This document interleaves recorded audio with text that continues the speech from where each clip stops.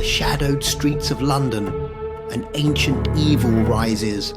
Valerian, a vampire of untold power, unleashes a reign of terror, feeding without mercy. The city trembles under his wrath, its people helpless before his might. But from the darkness emerges Eldritch, the vampire with a conscience, forced to confront his own kind.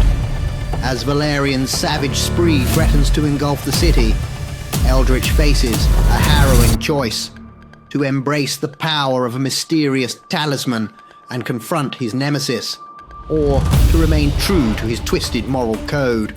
In a race against time, Eldritch must navigate a perilous path of ancient rituals, unlikely alliances, and philosophical battles.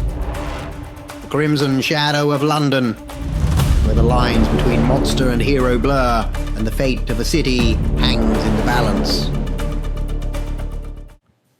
London, a city steeped in history and shrouded in modern mystery, found itself under a new shadow, one darker and more sinister than it had ever known. It began as a whisper in the night, a rumor on the lips of the city's underworld, about a new presence, something ancient and terrifying. The night was unusually cold, the moon a mere sliver in the cloudy sky above. In the heart of the city, where the neon lights clashed with the Gothic architecture, the new vampire made his entrance. He was a figure of elegance and horror, his movements graceful yet predatory. His eyes glowed with a malevolent light, surveying his new hunting ground with an air of ownership. His first victim was a lone businessman, stumbling out of a late-night establishment, his senses dulled by excess. The vampire moved with a speed that was almost invisible, a blur in the night. Before the man could process the danger, he was ensnared, held in an iron grip as the vampire fed. Feeding was brutal and efficient, a stark contrast to the vampire's refined appearance. The man's life was drained in mere moments, his body discarded in the shadow of an alley, another lost soul in the city of millions. Word of the attack spread like wildfire through the city's supernatural circles. Eyewitnesses spoke of the vampire's ferocity, his blatant disregard for concealment. Each night that followed brought more victims, each attack more daring than the last. The city's homeless, its night workers, even the occasional reveler, none were safe from this new predator. As the death toll rose, so did the fear. This was not the careful, selective feeding of a discreet vampire. This was a spree of carnage, a statement of power. The new vampire was sending a message. London was his for the taking. Meanwhile, in the hidden corners of the city, the vampire community began to stir.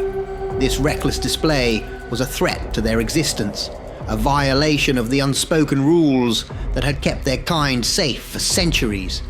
Among them, a name was whispered, a name that carried weight and fear: Eldritch.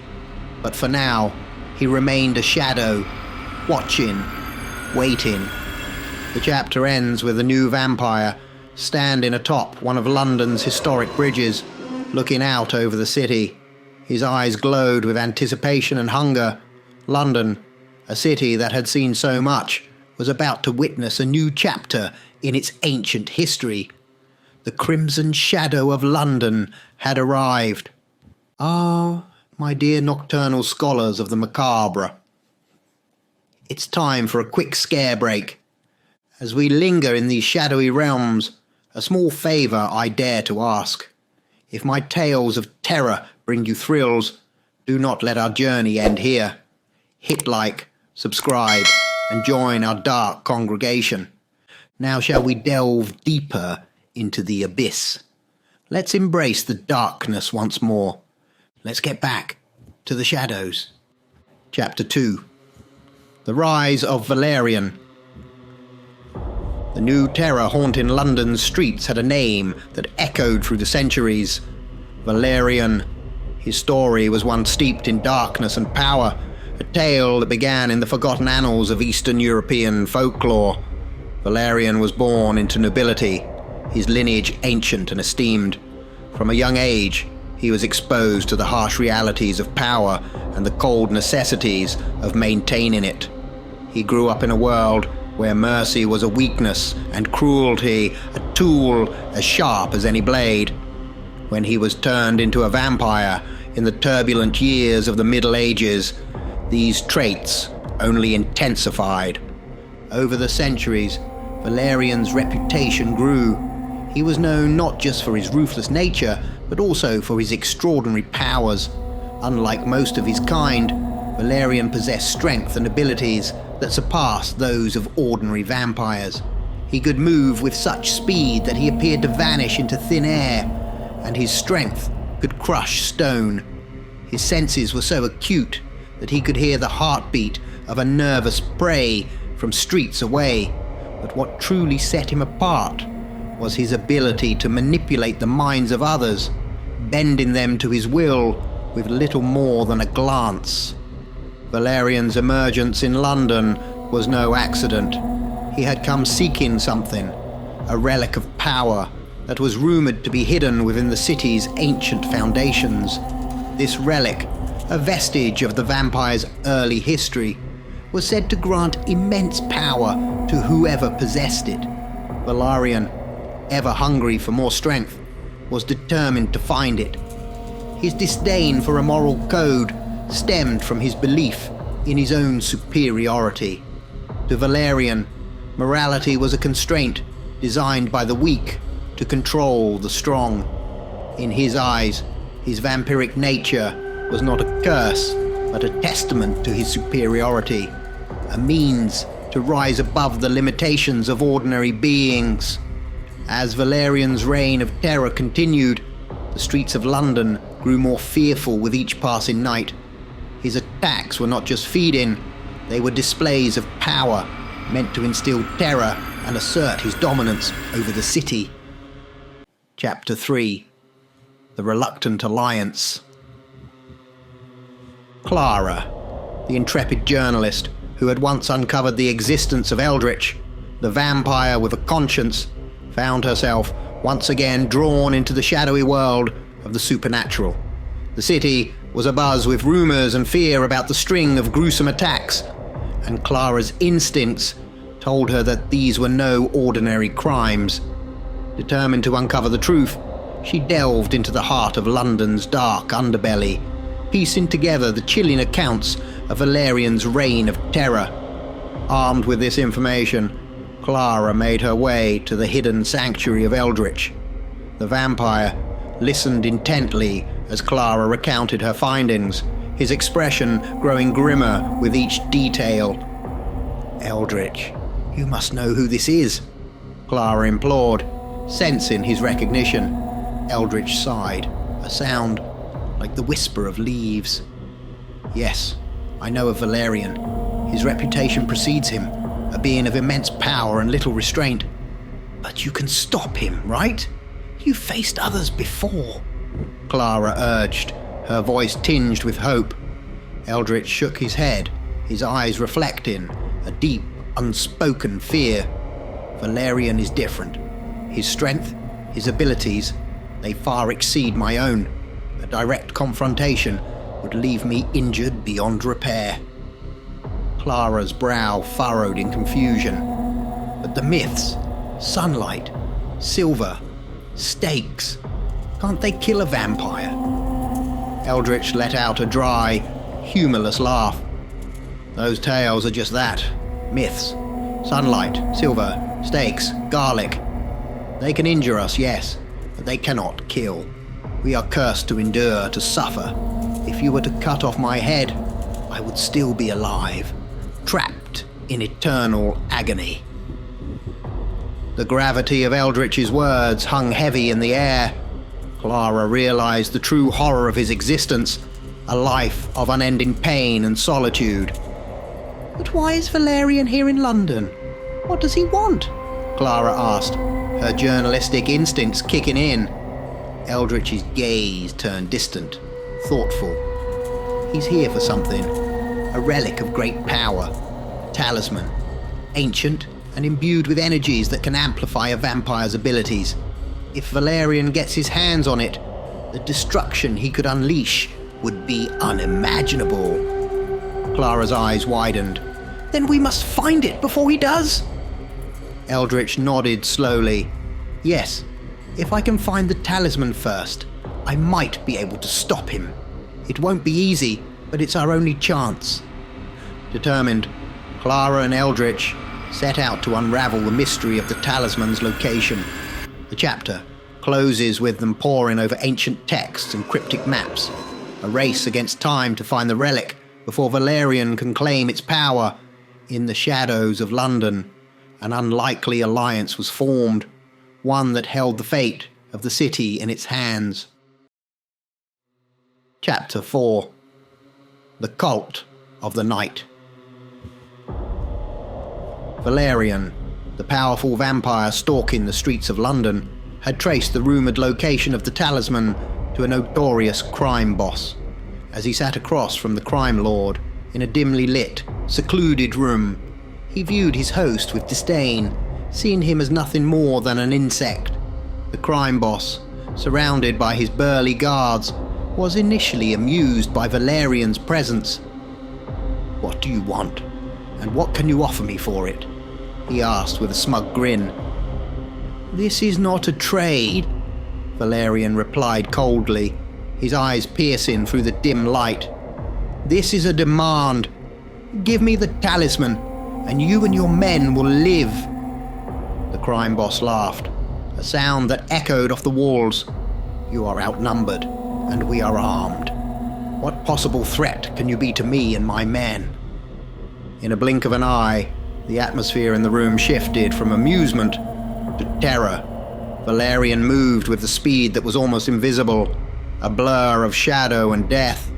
Before anyone could react, the burly men fell to the floor, each taken down with lethal precision. The crime boss looked around in horror, realizing he was now alone amidst the bodies of his guards. "Now we are even," Valerian stated calmly. "I suggest you hand over the talisman." Shaking with fear, the boss stammered, I don't have it. I sold it to the Cult of the Night." The Cult of the Night, as Valerian knew, was an ancient and secretive organization, steeped in mysticism and the occult. They were collectors of relics and artifacts, believers in the supernatural powers that such objects could bestow. This cult operated in the shadows, their members a mystery, their gatherings shrouded in secrecy. They were not mere enthusiasts of the occult. They were practitioners, capable of wielding the energies contained within these artifacts. Realizing the gravity of the situation, Valerian's next move was clear. He needed to find the Cult of the Night and retrieve the talisman before it could be used, or worse, fall into hands even more dangerous than his own. In a room filled with ancient artifacts and shadowy figures, Eldritch sat across from the enigmatic head of the Cult of the Night, known only as Marcellus. The air was thick with the scent of old books and burning incense, the walls adorned with symbols whose meanings were lost to time. Eldritch spoke with a calm urgency. "You understand that Valerian seeks the talisman to bring evil and destruction upon this city. I ask only to borrow it, to stop him. I assure you, it will be returned once the deed is done." Marcellus, his face obscured by a hood, listened intently. His voice, when he spoke, was like the rustling of leaves on an ancient tree. "The talisman you seek is not merely a tool. It's a vessel of immense power. Its history is as old as our order, passed down through generations. It has the ability to amplify the innate powers of its user, but at a great cost. It can corrupt the mind, instilling a thirst for power that can consume even the strongest will." He paused, his eyes old and wise fixed on Eldritch. "I have known you for a long time, Eldritch. I have seen your struggles, your attempts to adhere to a moral code in a world that constantly challenges it.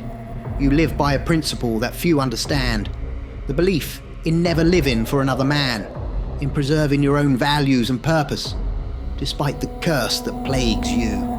This philosophy, this unwavering commitment to your own moral code, is what sets you apart. Marcellus leaned forward, the shadows dancing across his face. If anyone could wield the talisman without falling prey to its corrupting influence, it would be you. Your resolve, your dedication to your principles, makes you the only viable candidate. The chapter ends with a heavy silence hanging in the air. Marcellus, the guardian of ancient secrets, had acknowledged Eldritch's unique moral strength, yet the talisman remained in his possession. The decision to entrust such a powerful artifact to Eldritch was fraught with peril, and Marcellus was not yet ready to make that choice. Eldritch sat, his fate and the fate of London hanging in the balance, waiting for the decision that would determine their next move in the dangerous game against Valerian. The cult of the night, with its ancient wisdom and hidden power, held the key, but would they entrust it to the vampire with a conscience? The air in the room thickened with tension as Eldritch and Marcellus conversed, their discussion cut abruptly short by a sudden, violent eruption. The door burst open with the force of a tempest, the power of Valerian making its devastating entrance. He stormed in, leaving a trail of destruction and bodies in his wake, his presence a storm of malevolent energy. "Well, what have we here?" Valerian's voice boomed, echoing through the chamber. His eyes settled on Eldritch. "Eldritch, the outdated vampire. I believe you have something of mine," he sneered, turning his gaze to Marcellus. Two more members of the cult of the night, brave but hopelessly outmatched, rushed towards Valerian, only to be instantly dispatched by his overwhelming power. The air crackled with his dark energy, the room itself seeming to shrink in his presence. "You know you cannot defeat me," Valerian taunted, his eyes fixed on Eldritch. "Just give me the talisman. It holds the power to finally end your life, Eldritch. Think of it. Eternal peace." Eldritch, his face a mask of conflict and hope, seemed to contemplate the offer for a moment. Then, with a resolute voice, he turned to Marcellus. "Give it to me." Marcellus, understanding the gravity of the moment, passed the talisman to Eldritch. The transformation was instant, a blinding explosion of light that filled the room. The talisman not only amplified Eldritch's powers, his speed and mental ability, but also reversed all his injuries, even the effects of age. Eldritch stood there, rejuvenated and empowered, the energy of the talisman coursing through him like a living force. Valerian began to clap slowly, a sardonic smile on his lips. "Well done," he said mockingly. "Even with that power, you still do not possess the strength to stop me." Chapter 7. The Ideological Duel. As the energy of the talisman coursed through him, Eldritch faced Valerian, his voice steady and resonant. "You seek power that does not rightfully belong to you, Valerian. To take from others without offering anything in return is the lowest form of existence. It's a path of weakness, not strength." Eldritch continued, his words echoing through the chamber. "True strength, true power comes from within, from the ability to create, to add value to the world, not from dominating others or taking what is not yours. You seek to master everything and everyone, but such desire only reveals your own emptiness. A world where one rules by fear and oppression is a world devoid of real achievement, real progress." Valerian listened, his expression one of amusement and contempt. "Ah, Eldritch, still clinging to your outdated ideals. You fail to understand the basic nature of mankind. People do not seek freedom, they seek comfort, security. They are willing to trade their liberties for the illusion of safety. They crave leadership, direction. It is in their nature to be ruled, to be led. He stepped closer, his power radiating off him like a dark aura. In a world where everyone seeks their own selfish desires, chaos reigns. There must be order, control, and who better to provide that than one who stands above them all? It is not about taking for the sake of taking, Eldritch. It's about bringing order to a world incapable of governing itself.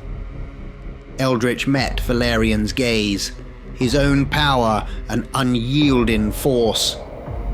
You mistake control for order, Valerian.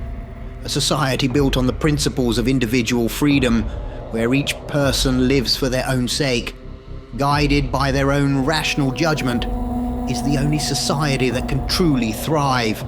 Your vision of order is nothing but tyranny, a world where individuals are subjugated, their spirits crushed under the weight of your so-called leadership. Their exchange of words, a clash of philosophies, set the stage for the impending physical confrontation. Eldritch, empowered by the Talisman and his own convictions, stood ready to defend a world where individuals could live freely, unoppressed by the likes of Valerian. Valerian, confident in his power and belief in his destined rule, prepared to impose his vision of order upon the world. The tension between them reaching a fever pitch, a battle of ideologies about to erupt into a battle of ancient powers. The fate of London, and perhaps the broader world, hung in the balance as Eldritch and Valerian prepared to clash, not just in might, but in the very ideals that defined their existence. Chapter 8. The Decisive Battle. Valerian, his eyes ablaze with fury and power, launched himself at Eldritch with a speed that would have been a blur to any ordinary observer. But Eldritch was no longer ordinary. Empowered by the Talisman, his senses heightened to an extraordinary level. He saw Valerian's movements with crystal clarity. As Valerian charged, Eldritch deftly maneuvered out of his path, his own movements enhanced by the Talisman's energy.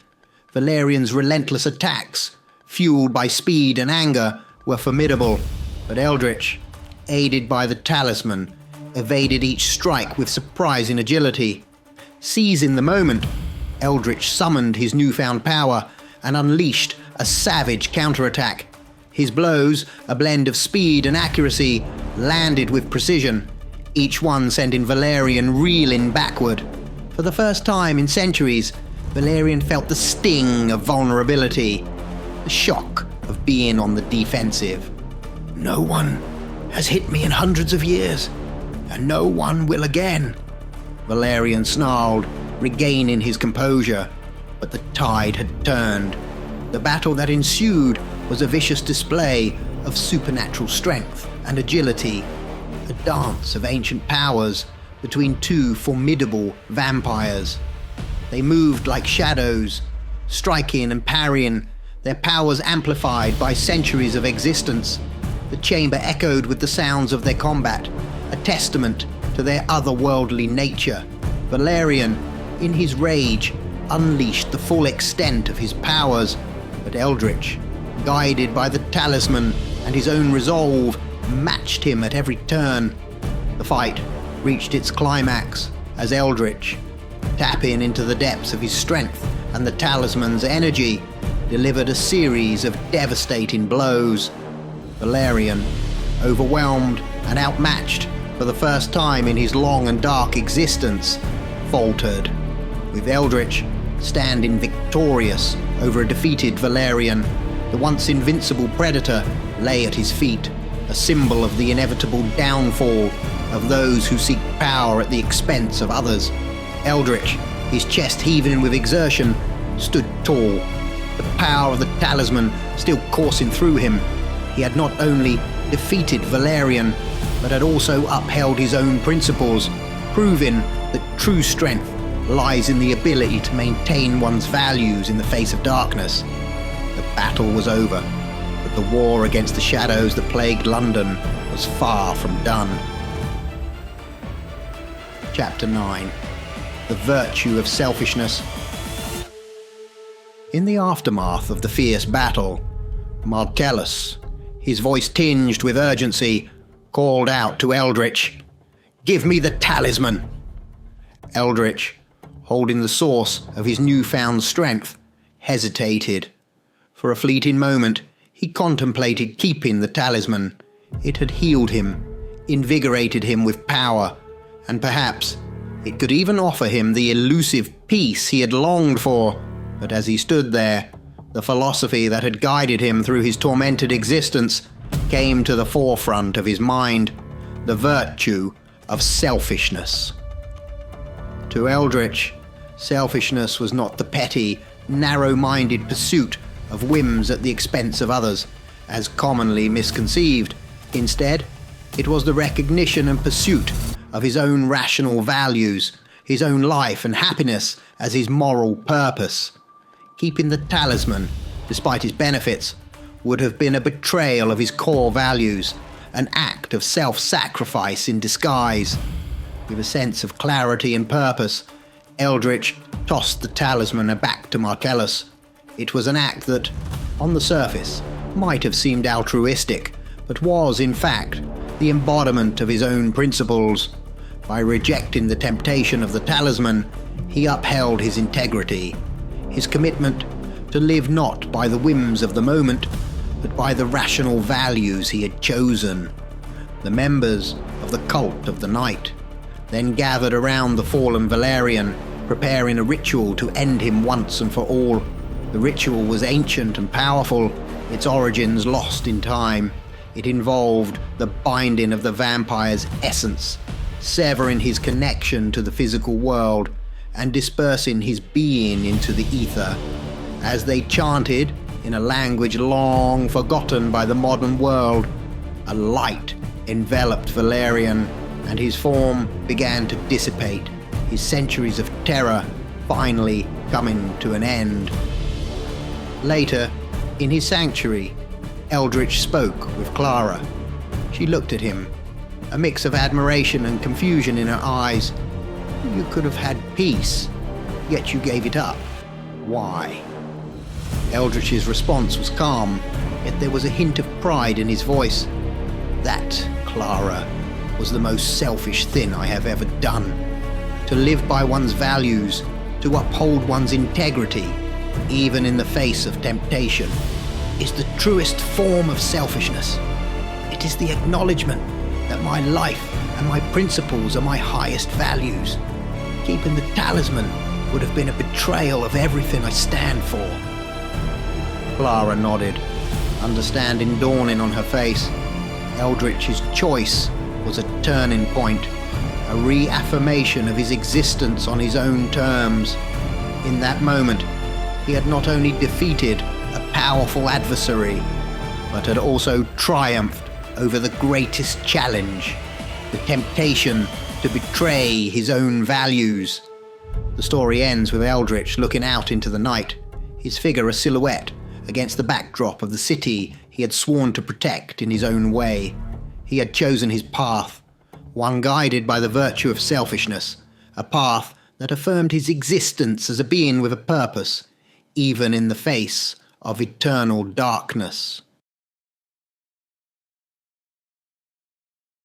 And if you're still looking to fulfill your thirst for more horror, don't forget to check out this next video, unless of course you're frozen with fear already.